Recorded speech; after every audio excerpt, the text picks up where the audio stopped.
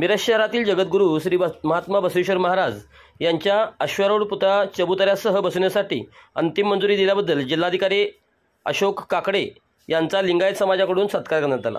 माजी पालकमंत्री माननीय आमदार जयंत पाटील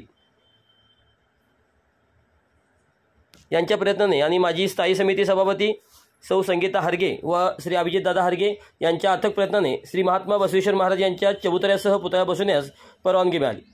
मिरज शहरातील लिंगायत समाजाकडून जिल्हाधिकारी अशोक काकडे यांची भेट घेऊन त्यांचा सत्कार करण्यात आला। यावेळी माजी स्थायी समिती सभापती संगीता हरगे, माजी नगरसेवक राजेंद्र कुंभार, गजेंद्र कल्लोळी, विराज कोकणे, माजी नगरसेवक प्रसाद मधभावीकर, विजयदादा माळी, जयगोंड कोरे, विक्रम पाटील, ईश्वर जनवाडे, आकाश कांबळे, अनिल हरगे, रमेश मेंढेदादा, अनिल पाटील, सौरभ कुलकर्णी, सौरभ तहसीलदार, उमेश हरगे, महेश बसरगे, प्रदीप कोरे, बंडू लकडे, चिन्मय हरगे यांच्यासह समाज बांधव मोठ्या संख्येने उपस्थित होता।